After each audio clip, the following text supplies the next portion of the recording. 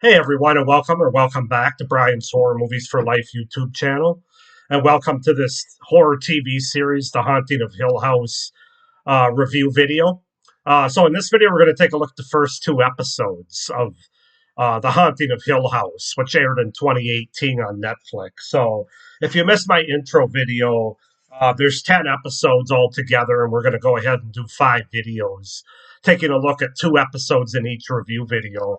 Before I get into it, I didn't mention this in my intro video, but I'm going to do my best to make this spoiler free. Now, I can't promise that it's going to be completely spoiler free, but as far as like big spoilers go, like big twists, big turns, things you didn't see coming, because this has only been out for 8 years, I don't want to give too much away in case there's somebody out there that still wants to watch this that hasn't seen it before. Which, if you haven't seen it, what have you been doing with your life? Seriously. Um, but with that being said, like I said, I can't promise that there won't be any spoilers, but I'm going to avoid the big ones. Anyway, with that being said, let's talk about the first 2 episodes of The Haunting of Hill House from 2018. So, the way I'm going to do this is, like, I read the overall synopsis for the series in my intro video. I'm going to read kind of the episode synopsis and the title of the episode and kind of what it focuses on for the 2 episodes in each of these reviews. So the first episode is entitled "Stephen Sees a Ghost." The second episode is entitled "Open Casket." So the show does kind of a cool thing where it takes each of the siblings. There's 5 siblings in this show. And it kind of focuses the first 5 episodes. It focuses on each of them. So the first episode is focused on Stephen Crane, who's the oldest child of the 5 of the Crane family. And then the second episode is about the next oldest, and then so on and so forth. You kind of get the point. That's what the first 5 episodes is. So you really get the point of view of that individual character for each of these episodes. So, episode 1, Stephen Sees a Ghost. So, Stephen Crane is an author known for The Haunting of Hill House, an autobiographical novel about his childhood experience while residing in the haunted mansion with his parents Hugh and Olivia and younger siblings Shirley, Theo, Nell, and Luke. During their stay, the Cranes encounter paranormal occurrences and are forced to flee without Olivia, who dies within the house, traumatizing the rest of the family. Years later, Stephen uses his family's traumatic experiences to write his book, straining the bonds with his siblings. Although it becomes a bestseller, he misses most of the frightening experiences and does not actually believe in the paranormal. So that's what's interesting about this episode. Obviously, it focuses on Stephen Crane, who's played by Michael Huseman as the adult Stephen, and then Paxton Singleton, who plays the child Stephen Crane. And these episodes kind of go back and forth, as I mentioned in the intro, where it's focused on the here and now, which would be 2018 when the kids are grown up. But then it also flashes back to 1992, I think it is, when they're kids and they resided in this house with their parents.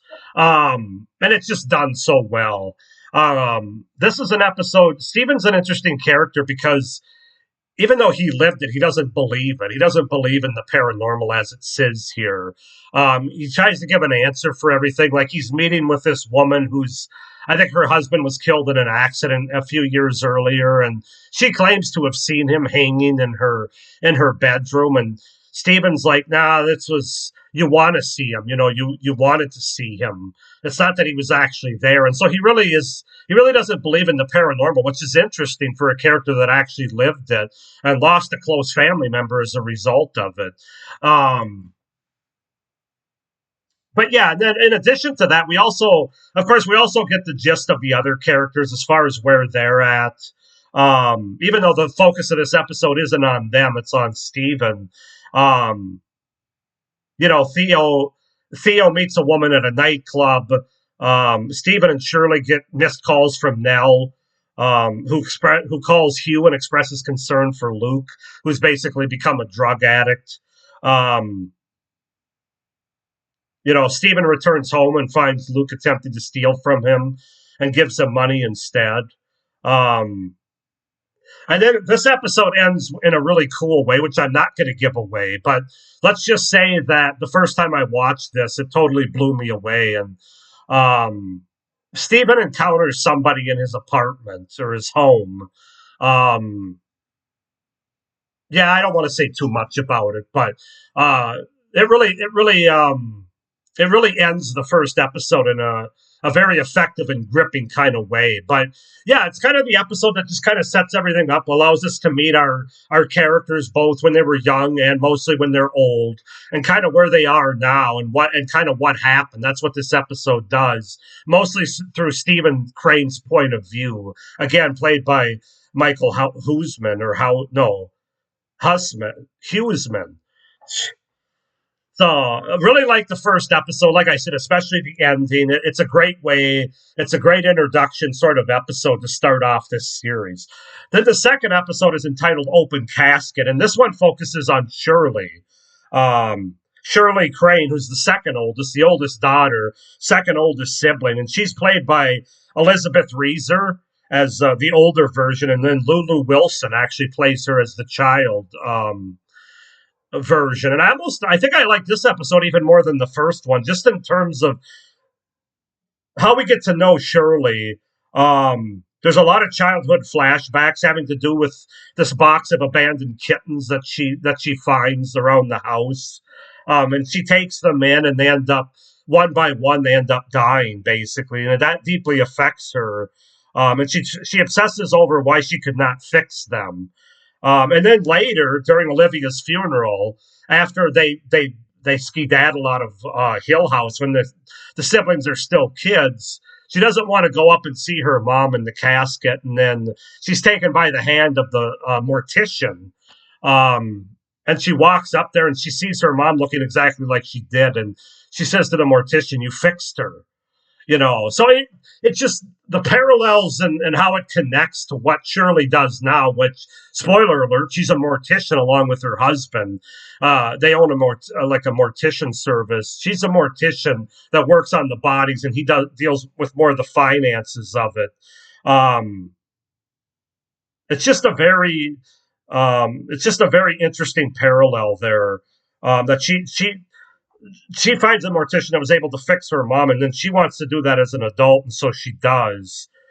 She owns this funeral business alongside of her husband Kevin, and rents the guest house to Theo, who's now a child therapist. And then, of course, we also see the. Well, this is where I got to be careful. I don't want to say too much, but she's informed about something that happened from the end of the first episode, and how that all plays in. Um, and then she encounters something that she didn't plan on encountering towards the end of this episode. Like I said, I don't want to give too much away, but this is just a phenomenal episode. I think I was more like enthralled in this episode even more than the first one, and I really liked the first one too. But I really liked the character of Shirley and how they tied her to where she was and where she is now and everything that happened in between. So just brilliant. Elizabeth Reeser does a great job as Shirley Crane, the older version, the adult version, and it's such a well written episode and well directed, of course, by Mike Flanagan. So yeah, the first two episodes really open this series very well, and it's definitely not. It allows you to get to know these characters. That's what I like most about it. But there's also some creepy parts to it as well. It isn't just all family drama stuff or all just character development. They also do a good job of sprinkling in some sort of horrific visuals and things that happen throughout these first two episodes. And I would say that's certainly the case with each of them, the first episode as well as the second episode. So, but yeah, with that being said, that's kind of summarizes the first two episodes. If you guys have any thoughts about these first two episodes that you want to bring up, go ahead and comment down below. I mean, don't give too much away. Don't give away what I didn't give away for anybody else that might be following and hasn't seen it yet. But because I really do want to avoid the big twist in these first two episodes. Although I don't know how long I'm going to be able to do that for. Well, at least halfway through the series, I think I will. But anyway, with that being said, um, please like this video, hit the little notification bell, and subscribe to my channel. If you haven't already, it would really help me out for the future content in my channel going forward.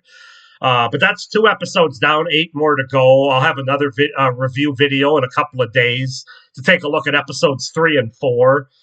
It's really fun going back and rewatching this series, as I'd only seen it once before, and I mean, I really loved it off the first watch, but I'm already loving it even more off the second watch with the things I'm picking up and kind of still knowing where it goes, which obviously I didn't the first time. So, yeah, like I said, comment down below any thoughts you have on these first 2 episodes. But with that being said, thank you for watching. Hope everybody's doing well. And as always, stay scared. Bye.